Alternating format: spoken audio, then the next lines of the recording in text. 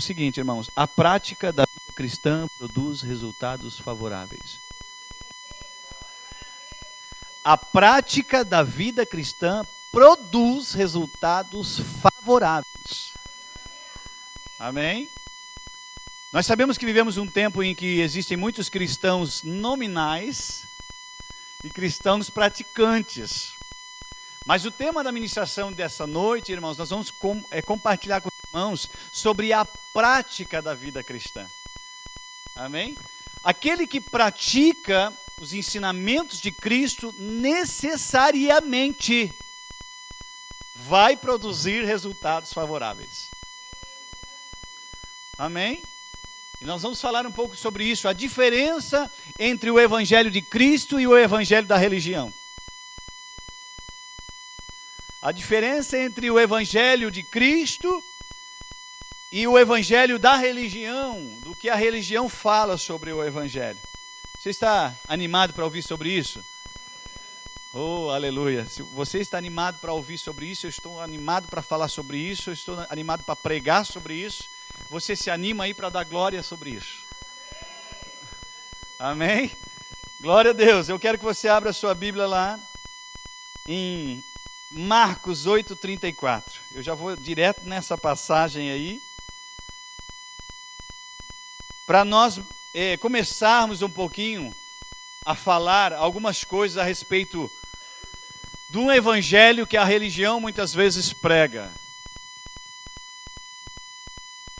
E nós vamos fique tranquilo que nós vamos estar aqui com a palavra, e quando se tem 2 ou 3 testemunhas, referências, a palavra de Deus, então nós estamos tranquilos, não é verdade, irmãos? Eu falei Marcos 8:34, é isso? Você achou aí? Diz assim: então, convocando a multidão e juntamente com os seus discípulos, disse-lhes: se alguém quiser vir após mim e a si mesmo se negue, tome a sua cruz e siga-me. Quem quiser, pois, salvar a sua vida, perdê-la-á, e quem perder a sua vida por causa de mim e do evangelho, salvá-la-á. Que aproveita o homem ganhar o mundo inteiro e perder a sua alma? Que daria um homem em troca da sua alma? Porque qualquer que nesta geração adúltera e pecadora se envergonhar de mim e das minhas palavras, também o Filho do Homem se envergonhará dele, quando vier na glória de seu Pai com os santos anjos. Amém? Eu poderia dar um amém aqui e ir embora, já estava alimentado, né? Mas não, mas vamos, tem muito mais por aí. Eu gostei desse primeiro ponto, irmãos, que diz assim, ó: quem quiser vir após mim, a si mesmo se negue, ou negue-se a si mesmo. Amém? Sabe, irmãos, em uma outra fala também sobre a cruz. Se alguém quiser vir após mim, se negue a si mesmo, tome a sua cruz e siga-me. Sabe, queridos, o que Jesus estava querendo dizer com a cruz? Nós vamos falar sobre isso. Vamos meditar sobre isso. O que Jesus estava falando ali sobre cruz? Aquele que quiser vir após mim, tome a sua cruz, negue-se a si mesmo e me siga. Sabe, irmãos, existe um evangelho diferente do evangelho de Jesus. Jesus falou assim: tome a sua cruz, mas no mesmo versículo que Jesus está falando, tome a sua cruz, ele fala, negue-se a si mesmo. A cruz é instrumento de negação. Ou seja, é negar-se a si mesmo. É negar a minha autovontade. É negar aquilo que eu gostaria de fazer. É negar a vontade da minha carne. Jesus, querido, a Bíblia diz que se despiu de toda a sua glória, morreu por mim, por você, tomou a cruz, queridos. Ele resolveu tomar a cruz, ele resolveu negar-se a si mesmo, negar quem ele era, para favorecer a mim e você. Cruz é autonegação, cruz é negar-se a si mesmo em favor de alguém. Tem muita gente assim, com aquela cara de maracujá de gaveta, com aquela cara de tristeza, sabe, de lamúria, sabe, com uma falsa piedade, dizendo assim, eu estou com a minha cruz, mas não pode olhar o irmão na frente, que já está odiando ele, quer correr do irmão. Mas, queridos, a cruz é negar-se a si mesmo em favor de alguém. Jesus negou-se a si mesmo, tomou a sua cruz, ele foi para a cruz, em favor da minha e da sua vida. Então, quando eu ousar abrir a minha boca para falar assim, é a cruz, então eu tenho que estar disposto e consciente de que eu devo estar negando a mim mesmo em favor de alguém. Amém? Aleluia. Então, tomar a cruz, existem dois elementos aqui que eu vou falar. Eu quero também, antes de partir para o próximo ponto, eu quero que você abra a sua Bíblia em Mateus 16, 24. Mateus 16, 24. Aleluia.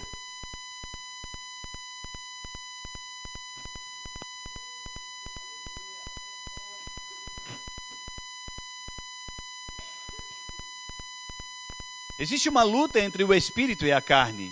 E quando eu realmente entendo o que é cruz, irmãos, eu entendo que eu preciso negar a mim mesmo, as minhas vontades, a vontade da carne. Foi isso que Jesus fez na cruz. Em prol da humanidade, em prol da minha vida, para que eu e você estivéssemos aqui hoje. Sorrisos, né? Por todo lado. Irmãos, é isso aí mesmo. A Bíblia diz que um coração alegre formoseia o rosto.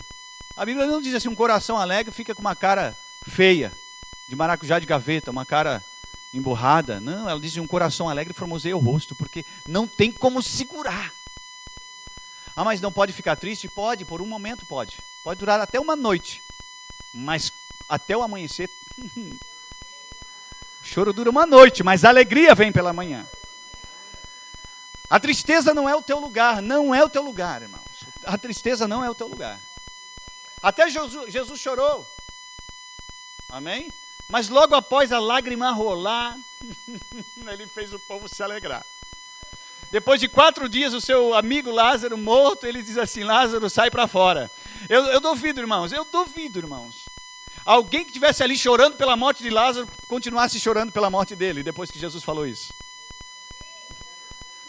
Tu pode até derramar uma lágrima por um momento, mas logo em seguida vem a alegria, vem o mover, vem a profecia, vem o mover do Espírito, a unção.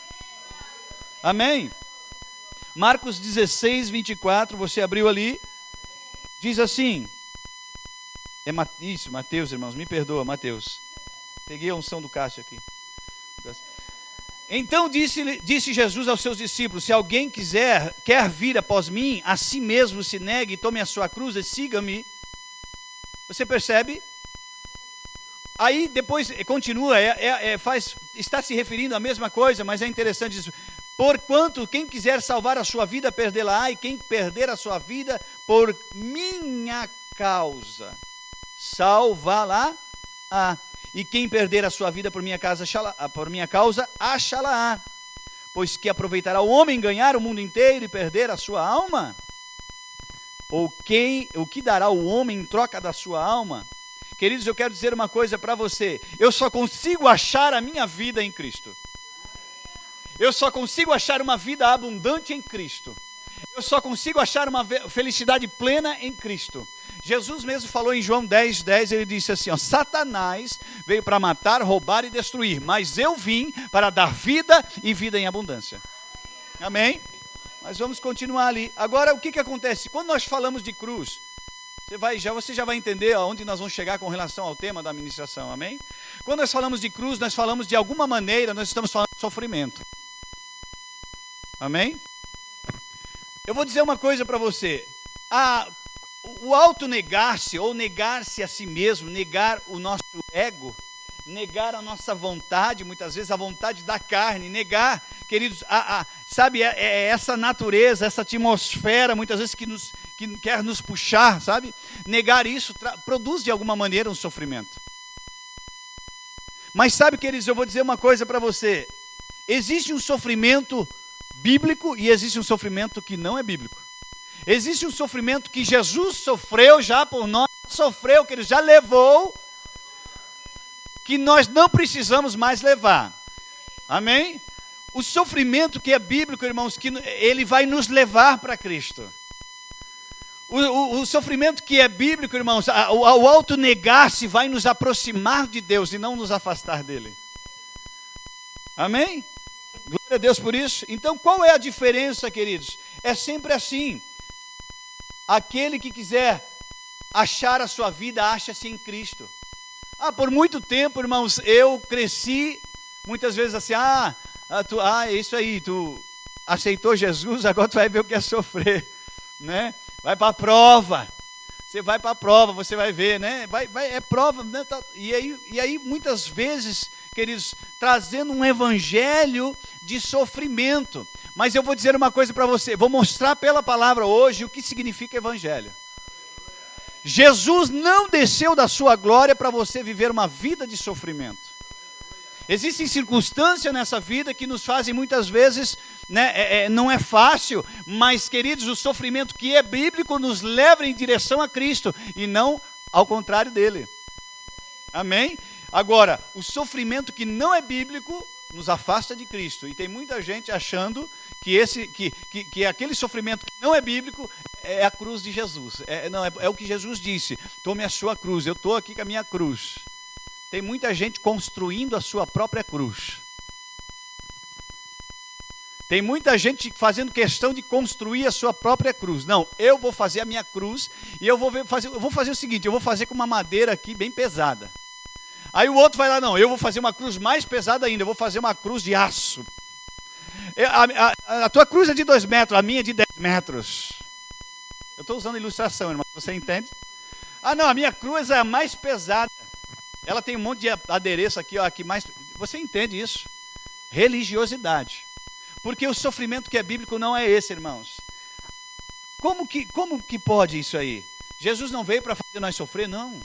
Não seria o prazer de Deus enviar o seu filho para que as pessoas sofressem nessa terra. Pelo contrário, ele veio para sofrer para você não sofrer. Ele veio sofrer no seu lugar. Ele veio sofrer no seu lugar para você não sofrer.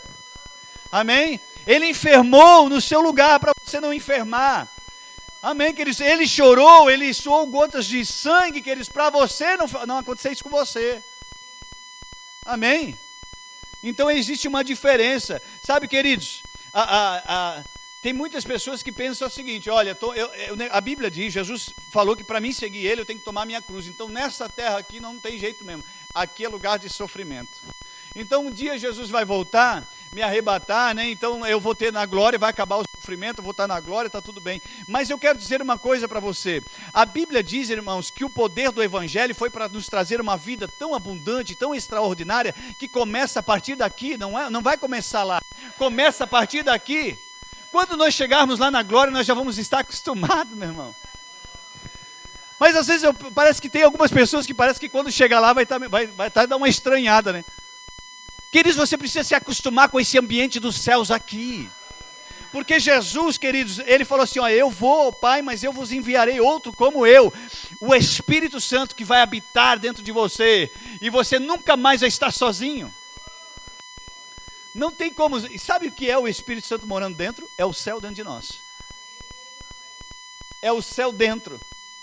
Amém? Então, queridos, uma vida abundante, uma vida cristã, queridos, não é uma vida de sofrimento. Não é uma vida de lamúria. Não é uma vida de tristeza. Não, é o seguinte, eu não dou muita risada porque eu sou mais santo. Porque isso assim eu mostro que eu não brinco com as coisas de Deus.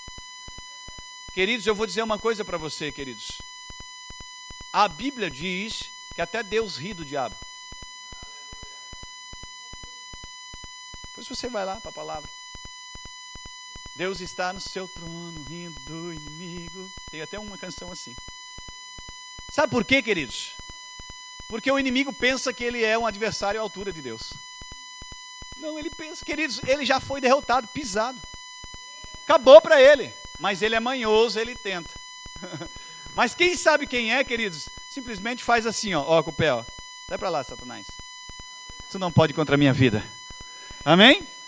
Glória a Deus, aleluia. Então, a vontade de Deus ao enviar Jesus Cristo foi para que a humanidade fosse salva. E o próprio Jesus falou assim, Satanás veio para matar, roubar e destruir, mas eu vim para dar vida e vida em abundância.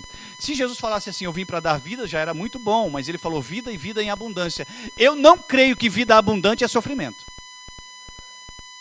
Eu não creio que vida abundante é doença.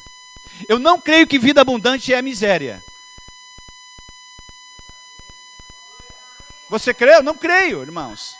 Eu não creio que a vida abundante que Jesus veio para nos dar é esse tipo de coisa.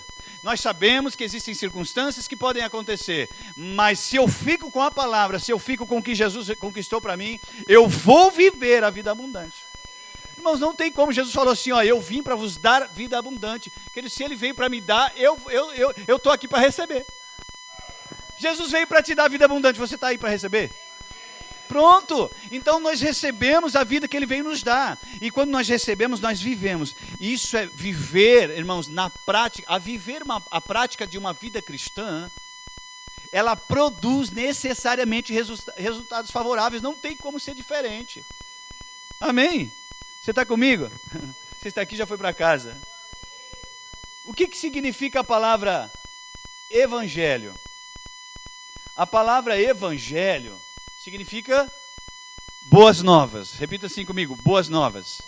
Isso. A palavra evangelho significa boas notícias, né? Então, queridos, eu quero dizer para você assim, não tem como, eu vou falar assim, olha, eu vou apresentar o evangelho para você, você vai para o inferno. Não. Ou assim, ó, eu vou apresentar o evangelho, você vai receber um câncer para ver se você se toca, né? Que você precisa viver uma vida com Cristo. Não, queridos. Boas novas é boas notícias. É aquilo que vai resgatar o homem do pecado e da morte. Jesus não falou para aquela mulher adúltera que ela foi lançada aos pés de Jesus e eles estavam todos os religiosos prontos para matar ela. Jesus não falou assim, olha, o negócio é o seguinte, eu estou aqui com uma pedra também na mão. Entendeu? Vai aí confessando aí agora, vai desenrolando os rolos aí, confessando os seus pecados, porque senão você é o primeiro a tirar uma pedra na tua cabeça. Jesus não fez isso. O que ele fez? Ele diz assim, onde estão os teus acusadores?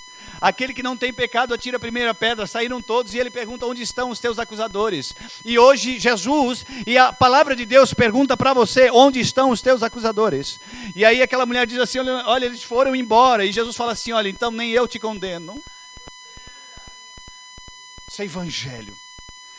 Agora ele falou assim, vai e não peques mais. Queridos, o que transforma o homem não é a lei, o que transforma o homem não é a obrigação, o que transforma o homem é a graça. A Bíblia diz que o amor constrange.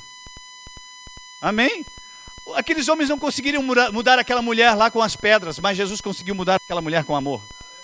Porque Jesus só fez isso, irmãos, olha, vai e não peques mais. E aquela mulher saiu dali regozijando, livre, liberta, transformada, e ela continuou seguindo a Jesus. E é isso que transforma, isso é evangelho. Amém? Lá em Romanos capítulo 1, versículo 16, abra comigo a palavra do Senhor em Romanos, a carta do apóstolo Paulo aos Romanos, capítulo 1, verso 16.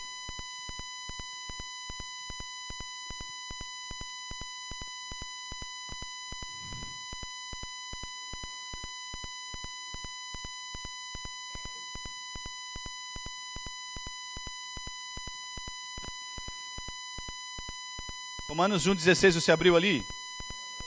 Vamos saber o que é evangelho. O evangelho é cruz, o evangelho é sofrimento. O que é cruz? Cruz é negar-se a si mesmo. Queridos, eu vou dizer para você que aquele que se nega a si mesmo e realmente resolve ter uma prática de vida cristã, queridos, meu Deus, é algo extraordinário. Você está ali em Romanos 1,16? Pois não me envergonho do... Tem muita gente se envergonhando do evangelho. E sabe por quê? Porque na verdade não é o evangelho mesmo de Jesus. Não é o evangelho. Porque, irmãos, não tem como alguém conhecer o evangelho de Jesus mesmo e se envergonhar dele. Não tem como alguém conhecer, se envolver com o evangelho, com o amor de Jesus verdadeiro e ter vergonha dele. Não tem como, irmãos. Uma palavra vinda da parte de Deus transforma a nossa vida. Agora, um evangelho religioso, aí sim. Aí sim.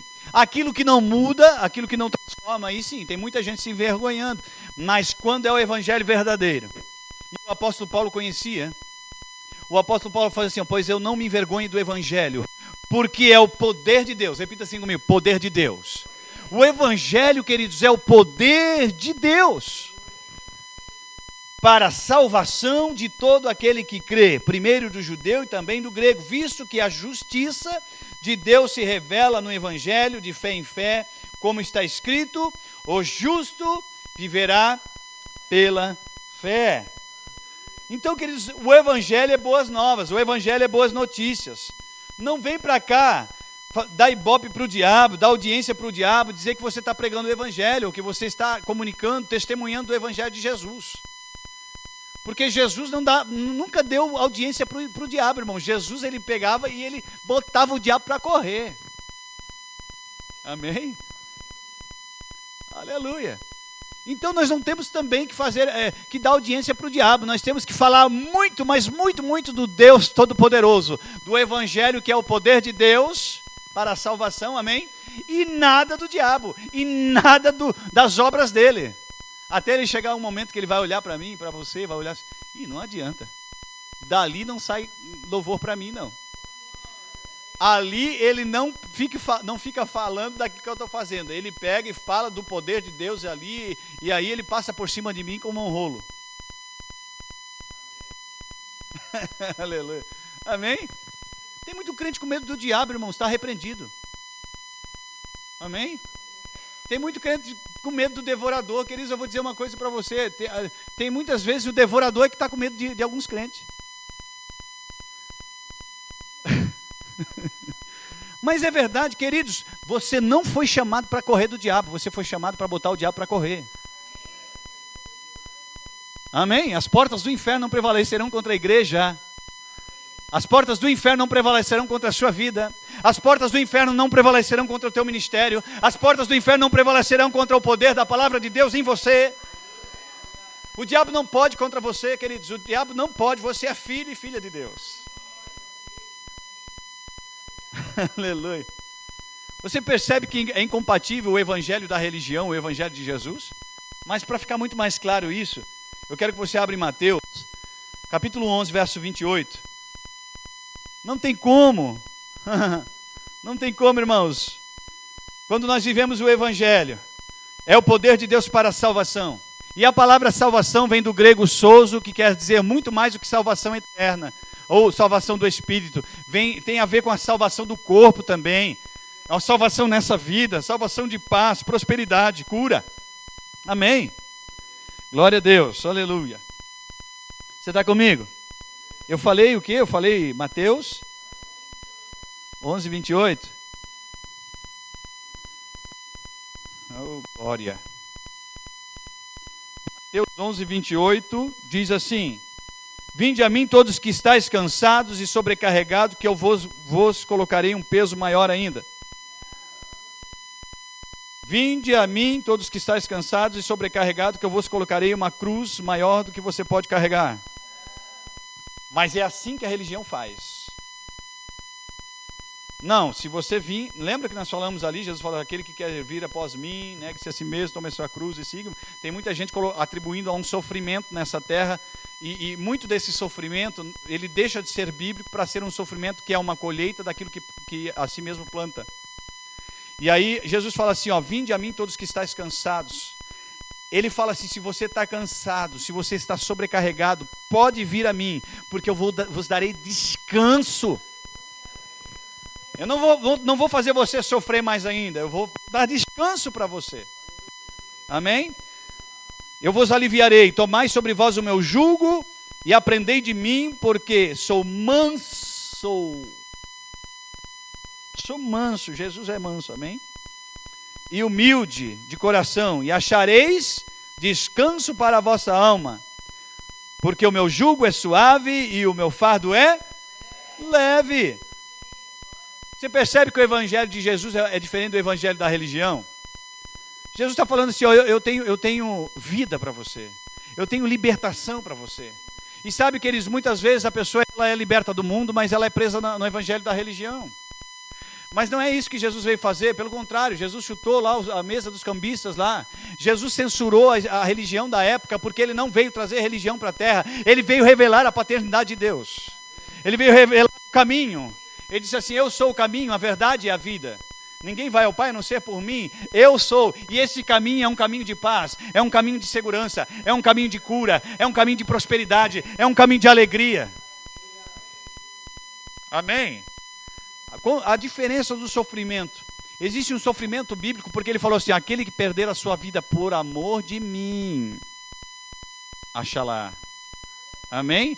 Tem muita gente perdendo a sua vida por não nem amar a si mesmo. Não tem nada a ver com por amar a Jesus. Você está entendendo? Ou seja, começa a fazer um monte de plantação ruim. Eu vou plantar aqui limão, eu vou plantar um monte de coisa ruim. Nabo, vocês já ouviram falar em nabo? Tem gente que gosta, irmão, mas é um negocinho meio estranho, né? É a minha opinião, né? Não tem, enfim, né? Não estou dizendo que seja mal para a saúde, estou falando assim o gosto, entende, irmãos? Cada um é um. Gosto é igual ao nariz, irmãos, cada um tem um, né? E não adianta querer achar que o teu nariz é melhor do que o outro, enfim, né? Mas assim, irmãos, o que acontece? Aí a pessoa pensa que o sofrimento que ela está sofrendo é a cruz. Mas se você está plantando limão, você vai comer limão, isso não tem nada a ver com cruz. O camarada faz um monte de coisa errada, planta um monte, sabe, compra, não paga, briga com todo mundo, pragueja todo mundo e faz o escambau, e aí ele começa a vir a colheita daquilo que ele está fazendo, e ele vai falar assim, é a cruz, pastor, é a cruz de Cristo, eu estou na prova. Está na prova? Se tu está na prova, tu já está reprovado, filho, dessa maneira. Queridos, olha só, existe uma diferença, porque a aprovação de Deus, a palavra prova, ela tem um intuito de aprovar, certo? Você presta uma prova lá, um vestibular lá, é com o intuito de você passar, não de reprovar, né? Então, queridos, tem muita gente pega e planta um monte de coisa ruim, e aí vem a colheita e acha que está na prova, não tem nada a ver com Deus, tem a ver com as suas próprias plantações. Agora, se você planta aquilo que é bom, queridos, você vai colher aquilo que é bom. E se você perde a sua vida no sentido de autonegar-se, amém? Por amor de Cristo, aí sim, queridos. Aí sim, a Bíblia diz, aí você achará a sua vida. Amém? Glória a Deus. Então, quando você estiver sofrendo alguma coisa, você precisa botar nessa balança aí. Será que isso não é colheita do que eu mesmo estou plantando? Porque tem coisa que não tem nada a ver com Deus, irmãos. E Jesus falou assim, olha, vinde a mim que eu vos trarei descanso. O meu fardo é leve, o meu jugo é suave. Jesus não veio para fazer os filhos de Deus ficar nos cantinhos aí chorando. Não. Triste, amargurado, né? Com aquele sentimento de derrota. Eu sou pobre, cego, miserável, nu. O casco da telha que raspou as feridas de Jó. Misericórdia, irmãos. Eu não sou. Queridos, eu vou falar uma coisa para você que eu experimentei isso essa semana atrás com uma pessoa. Não é daqui, não está aqui, enfim. Não importa, irmãos, amém? Mas eu quero trazer uma instrução para você. Existe uma falsa piedade, que a Bíblia chama assim, falsa piedade. O que é falsa piedade? É a pessoa pegar, se autodiminuir com o pretexto de se autoproclamar mais espiritual, mais humilde. Você está entendendo? Humildade não tem nada a ver com a autodiminuição. Humildade tem a ver com uma disposição do coração, com uma transformação do espírito, amém? Jesus falou que, aqui a Bíblia diz que ele era humilde de coração. Amém, queridos? Tem gente que está sendo humilde de boca e por fora, mas não tem nada a ver com a humildade do coração. E a verdadeira humildade vem do coração. Amém? Então, olha só, queridos, existe uma diferença.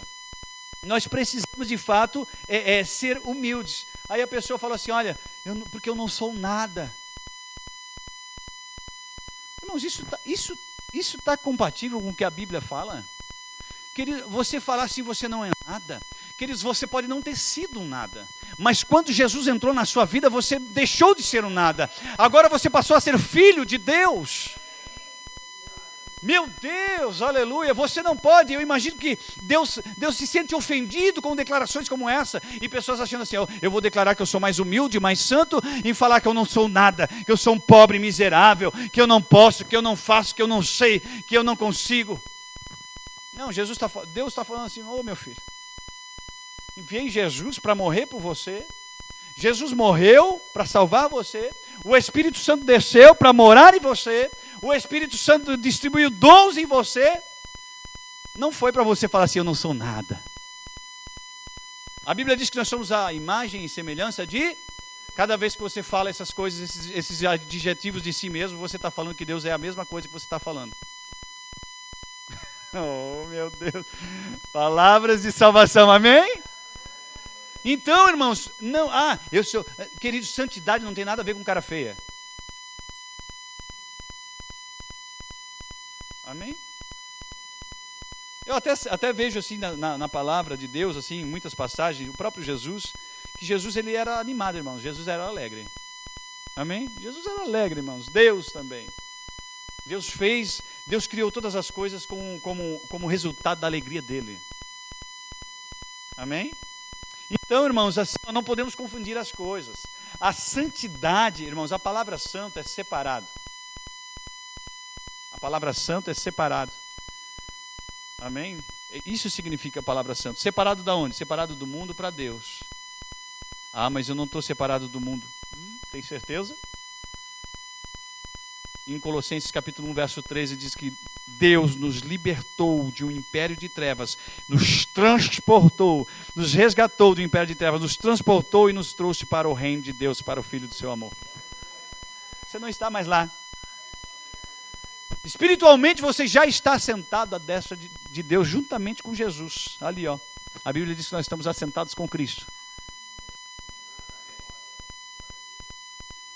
Nunca mais, querido, se auto-menospreze, porque você está diminuindo o que Deus fez por você. E aquele que faz assim nunca vai sair disso. Amém?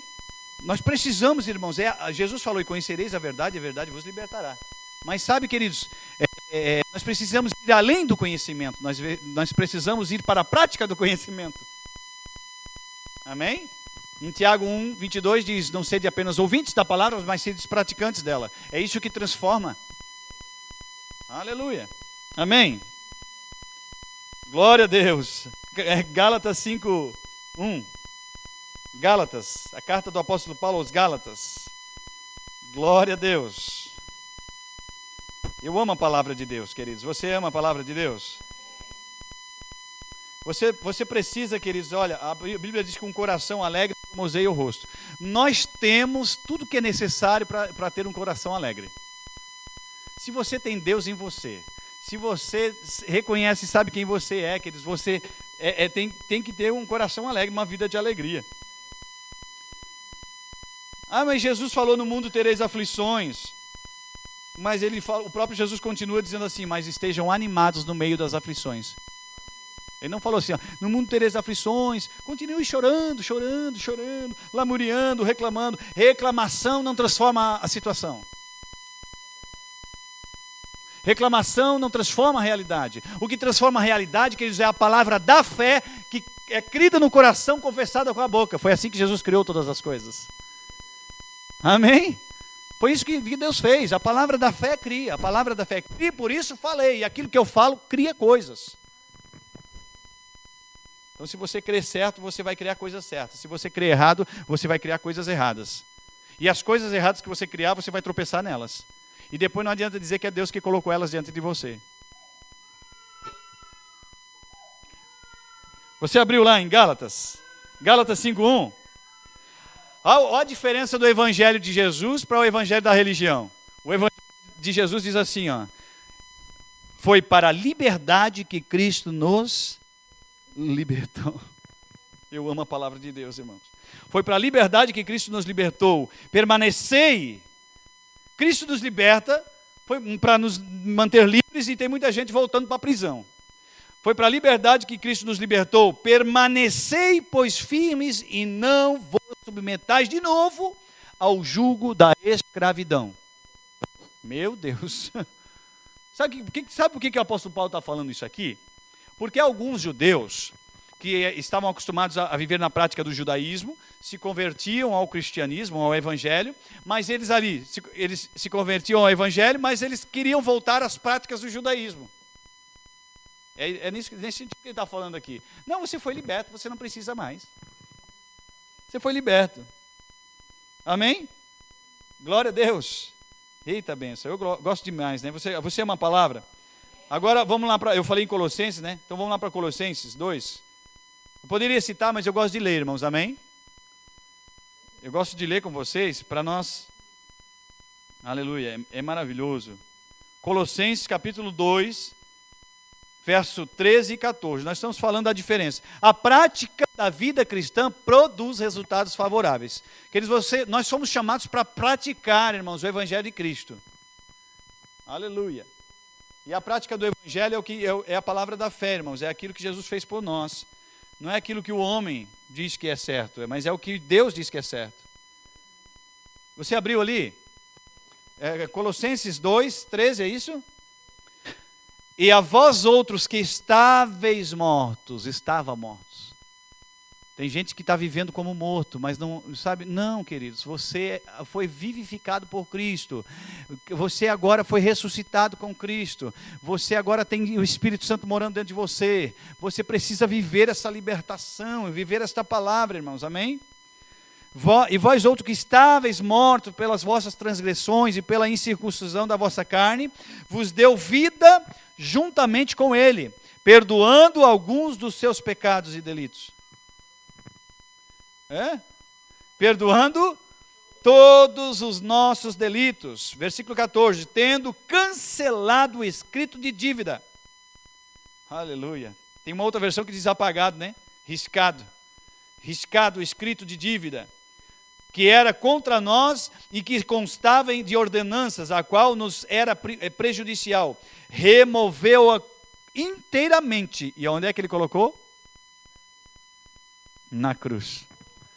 O escrito de dívida que era contra nós foi removido completamente e foi pregado na cruz. Mas, queridos, nós não devemos... Tem muita gente assim, é a cruz, né? Eu tenho que tomar a cruz. Queridos, essa cruz é renúncia. Não, você não tem que pegar aquilo que Jesus já riscou. Você não tem que pegar aquilo que já foi cancelado. A cédula que era contrária, que foi pregada na cruz, não pode. A cruz é um lugar de passagem. Repita comigo, cruz é um lugar de passagem. Isso, assim como o túmulo que foi aberto para Jesus, foi um lugar de passagem, Jesus não está lá. Jesus não está na cruz. Jesus passou pela cruz, cravou o escrito de dívida e saiu da cruz.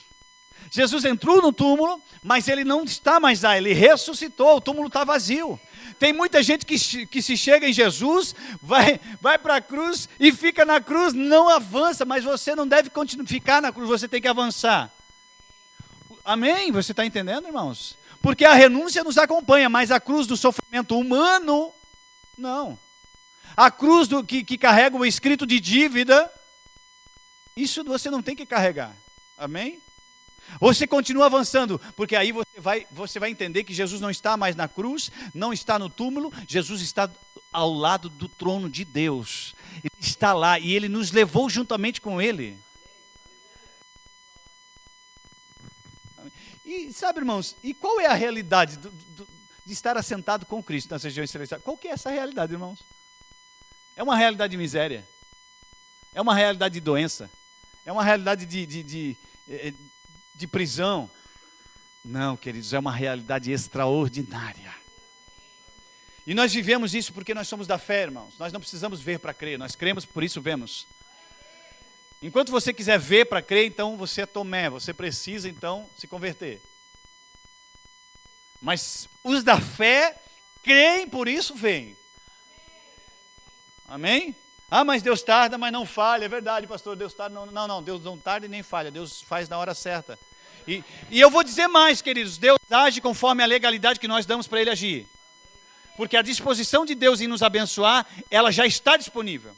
Já existe uma disposição nessa noite aqui, de operar grandes coisas. Ou você acha que a mão de Deus está encolhida para que não possa curar você?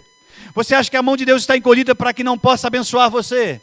Não, queridos, a mão de Deus está estendida para alcançar para você aquilo que você precisa. Em Jeremias, irmãos, em Jeremias 29:11 diz, queridos, que os planos de Deus ao nosso respeito são bons. Os planos de Deus são bons, planos de nos fazê-los prosperar, de vos dar o fim que desejais, planos de paz e não de mal.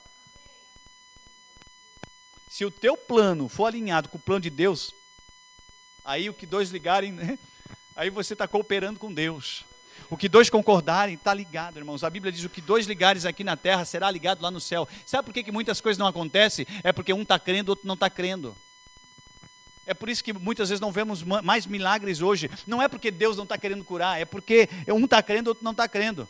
Um está crendo, outro está rindo. Mas se dois creem, se dois ligarem, vai acontecer. Onde estiver dois ou três reunidos em nome dele, irmãos, existe poder no nome dele. Existe uma autoridade no nome. A Bíblia diz que sobre o nome de Jesus todo joelho se dobrará, no céu, na terra e debaixo da terra. Sobre o nome de Jesus todo joelho se dobrará. Doença, miséria, Satanás, demônio, seja lá o que for, capetaiada lá, tudo. Tudo tem que se dobrar, irmãos, diante do nome de Jesus. Aleluia. Amém? Eita glória, aleluia. Bom, hein? Então, quando nós chegamos a Jesus, nós temos descanso. Aí tem gente assim, eu estou cansado, hoje não vou para a igreja. Vinde a mim todos que estáis cansados e sobrecarregados, que eu vos aliviarei. Não, hoje eu estou cansado, não vou para a igreja. Não sei, eu acho que está meio contrário aí o que Jesus ensinou. Né? Uma coisa é certa, se você pode estar com o teu corpo cansado, querido, mas em Jesus você vai ter refrigério, em Jesus você vai ter uma palavra vindo, irmãos, direcionada do céu sobre a sua vida, vai despertar você, vai transformar situações, vai, aleluia, avivar grandes coisas na sua vida. Sabe, irmãos, nós precisamos avançar nesse sentido. Glória a Deus, né? Amém, amém, amém. Então, olha só, estar em Jesus, uma vida cristã, é uma vida de descanso, é uma vida de alegria, é uma vida de cura, é uma vida de libertação, é uma vida de felicidade. Aí, não, virou crente, agora virou quadrado. Irmãos, o que transforma quadrado é religião, não é Jesus. É verdade, irmãos, vamos conhecer. Jesus falou assim, conhecereis a verdade vos libertará, em João 8,32, né? Aí tem muita gente assim, conhecereis a verdade, mas o que é a verdade? Ele falou, irmão, João 14,6, eu sou a verdade. Eu sou o caminho, a verdade e a vida, ninguém vai ao Pai a não ser por mim. Mas, queridos, se nós queremos viver de fato uma vida cristã, uma prática de vida cristã, é viver como Jesus viveu. É andar como ele andou, é fazer o que ele fez. Amém? É crer como ele creu. É amar como ele amou. É perdoar como ele perdoou. É acreditar como ele acreditou. Ô Jesus, mas eu pensei que Jesus vinha para trazer a graça. Isso é a graça. A graça, irmãos, é a capacidade de Deus em nós de fazermos aquilo que nós não poderíamos fazer por conta própria. Aleluia. Então Jesus, o Evangelho, a vida cristã é uma vida de descanso, de liberdade, uma vida de justificação. Tem gente, irmãos, que vive uma vida de condenação, uma vida miserável, irmãos. Sabe, pastor, assim, sabe, de condenação, irmãos, existe um tempo de beber, mas existe um tempo que já criou barba, né? Ou já, sei lá, no caso das mulheres, né? Já evoluiu, amém? Amém, vocês entenderam, né? Fecha aspas. Mas já cresceu, não dá mais. Jesus não falou assim, conhecereis a religião vos libertará. E conhecereis a palavra, e se você conhecer Jesus. Amém? Então, queridos, conhecimento de Jesus justifica o homem. Mas não, assim, sabe, eu fiz tal coisa. Gente, a Bíblia diz que quando nós nos entregamos para Jesus, para Deus, queridos, que nós nascemos de novo, os nossos pecados foram lançados no mar de esquecimento. No mar do esquecimento. Agora eu pergunto, no esquecimento de quem? Os nossos pecados foram lançados no mar do esquecimento. No esquecimento de quem? Deus é onipotente, onipresente, onisciente. Ele sabe todas as coisas. Ele sabe o ontem, o hoje e saberá o amanhã. Ele é o todo-poderoso soberano. Mas eu vou dizer uma coisa para você. Ele estava falando a respeito dele mesmo, porque Deus não faz questão de lembrar aquilo que possa trazer tristeza para ele. Mas muitas vezes o homem faz questão de lembrar aquilo que é ruim. Mas a Bíblia diz, os vossos pecados foram lançados no mar do esquecimento. Não vá para esse mar pescar os pecados de novo. Foi lá lançados os pecados lá no mar do esquecimento. Tem muita gente correndo lá atrás. Vou pescar aqui meus pecados, né, para ficar lembrando a minha vida inteira. Não, eu não me contentei em lembrar esse pecado, eu vou lembrar mais pecado, vou jogar uma tarrafa aqui. Não, eu não me contentei ainda, vamos fazer um lance de rede aqui para lembrar mais os pecados, uma vida miserável, uma vida de condenação. O apóstolo Paulo fala em Romanos 8:1, nenhuma condenação há para os que estão em Cristo Jesus. Nenhuma. Deus faz, queridos, faça questão de lembrar aquilo que Deus fez questão de esquecer. Meu Deus, não faça questão de lembrar aquilo que Deus fez questão de esquecer. Amém. A Bíblia diz que o apóstolo não, desculpa, irmão, João Batista em João capítulo 1, versículo 29 diz: eis aí o Cordeiro de Deus que tirou o pecado do mundo. Diferente lá da lei, que era só encoberta, né? Amém? Oh, glória a Deus, resultados favoráveis, né? Você sabia que você nasceu de novo e a vida cristã é uma vida de bênçãos? Abra lá comigo em Efésios capítulo 1, verso 3, de Efésios. Meu Deus, aleluia. Eu amo a palavra, você ama a palavra também? Efésios 1:3. Irmãos, uma prática de vida cristã é viver acostumado com bênçãos. A prática da vida cristã é viver a prática de bênçãos. Não tem como você viver a prática de uma vida cristã e viver uma vida sem bênçãos, querido. Não tem como. É incompatível com a natureza de Deus. Você abriu lá? Efésios 1:3. Bendito Deus e Pai de nosso Senhor Jesus Cristo, que tem nos abençoado com algumas bênçãos, assim, uma lá, uma outra colar. Não está escrito isso? O que está escrito aí, irmãos? Bendito Deus e Pai de nosso Senhor Jesus Cristo, que nos tem abençoado com toda a sorte de bênção. Toda sorte de bênção, toda sorte de bênção. Tudo aquilo que você precisa, tudo aquilo que nós precisamos para uma vida de piedade, uma vida justa, uma vida abençoada, uma vida feliz, irmãos, nós já temos disponível. Tudo, irmãos. Está tudo disponível. É como tem um banquete aqui, ó. Tem um banquete aqui, ó, que tem tudo aquilo que você precisa. Basta você querer vir em direção a esse banquete e pegar aquilo que você precisa. A mão de Deus não está encolhida, queridos, para deixar de abençoar. Não, queridos, a mão de Deus está estendida. É a mão do homem que está encolhida para pegar na mão de Deus. Muitas vezes Deus está assim: filho, vem, anda de mão dada aqui comigo. Aí o filho está assim: eu não sou merecedor. O diabo é que não é merecedor, queridos. Se Deus resolveu enviar Jesus para morrer por você, como é que você diz que você não é merecedor? Quem não é merecedor é o diabo, irmãos. Você é merecedor, sim. Foi por você que Jesus derramou o sangue dele. Se você ficar pensando assim, é como se você estivesse falando assim: o sangue de Jesus não valeu de nada. Continuei do mesmo jeitinho, pobre, miserável, cego e nu. Não, em nome de Jesus, não é assim. Amém? Então você viu aí que é todas, né? Agora você abra a sua Bíblia em 2 Pedro, capítulo 1, verso 3.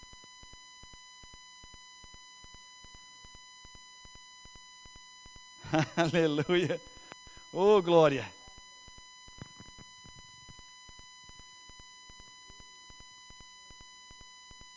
Segunda Pedro, capítulo 1, verso 3.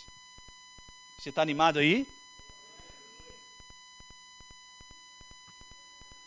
2 Pedro, capítulo 1, verso 3 diz: visto como, pelo seu divino poder, nos têm sido doadas todas. Olha, irmãos, nos tem sido dada todas as coisas que conduzem à vida e à piedade, pelo conhecimento completo. Até, né, nosso irmão citou aqui um pouco antes, no início, que é a vontade de Deus que nós conheçamos para que a nossa alegria seja completa. A alegria completa, irmãos, só vem com um conhecimento completo. Em Jesus, a Bíblia diz, irmãos, que Deus, é vontade de Deus que todo homem seja salvo, mas também não para por aí, que cheguem ao pleno conhecimento da verdade. Por quê? Porque o pleno conhecimento da verdade é o que habilita o homem para ter uma vida abundante nessa terra ainda. Amém? Glória a Deus. Eu vou voltar, né? Eu gosto, né? Visto como o seu divino poder nos tem sido doadas todas as coisas que conduzem à vida e à piedade pelo conhecimento completo daquele que nos chamou para a sua própria glória e virtude, pelas quais nos têm sido doadas. Irmãos, é de graça, irmãos, olha só. As suas preciosas e muito grandes promessas. O que você tem feito com as promessas de Deus? Você tem acreditado ou você tem feito pouco caso? Irmãos, nós precisamos crer que aquele que fez a promessa é fiel para cumprir. Amém? Nos têm sido doadas as suas promessas, as suas preciosas e muito grandes promessas, para que por elas vos torneis coparticipantes da natureza divina, livrando-vos da corrupção das paixões que há no mundo. Irmãos, nós fomos chamados para ser coparticipante da natureza divina. Não tem como, irmãos, uma vida cristã é ser coparticipante da natureza divina. Uma vida cristã, uma vida de prática cristã, irmãos, é ser coparticipante da natureza de Deus. Não tem como ser diferente. Eu pratico a palavra de Deus, eu sou coparticipante da natureza dele. Como isso, irmãos? A Bíblia diz que a igreja de Cristo é o corpo de Cristo. E no corpo de Cristo, qual que é a natureza que prospera, irmãos? Qual que é a natureza que impera ali? No corpo de Cristo, a natureza divina. Amém? Glória a Deus. Versículo 5. Por isso mesmo vós, reunindo toda a vossa diligência, olha, irmãos, associai com a vossa fé a virtude. Essa palavra virtude, irmãos, pode ser também, significa também moral, caráter, bondade. Amém? Então nós precisamos associar com a nossa fé uma vida de moral, uma vida de caráter, uma vida de amor. Associando com a fé. Não é só a fé não, irmãos, tem que ter a virtude junto. Amém? Associar então com a vossa fé a virtude, o conhecimento com a virtude o conhecimento, com o conhecimento o domínio próprio, com o domínio próprio a perseverança, com a perseverança a piedade. Olha só, irmãos, a natureza divina produz essas coisas. E com a piedade a fraternidade, e com a fraternidade o amor. Porque estas coisas existindo em vós, e em vós aumentando, sabe, irmãos?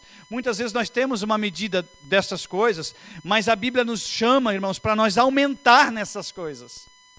Amém? Nós precisamos aumentar nessas coisas, nesse fruto do Espírito aqui. Aumentando, existindo em vós e em vós aumentando, fazem com que não sejais nem inativos, nem infrutuosos, no pleno conhecimento de nosso Senhor Jesus Cristo. Irmãos, nós fomos resgatados por Deus. A nossa vida cristã, irmãos, é para nós termos uma nova natureza. Eu quero chamar já o Ministério de Música aqui. Amém? Eu quero chamar você a se colocar de pé, convidar você a se colocar de pé. E aqui no final diz assim, irmãos, aqueles que associam com a virtude, irmãos, com o fruto do Espírito, não tem como viver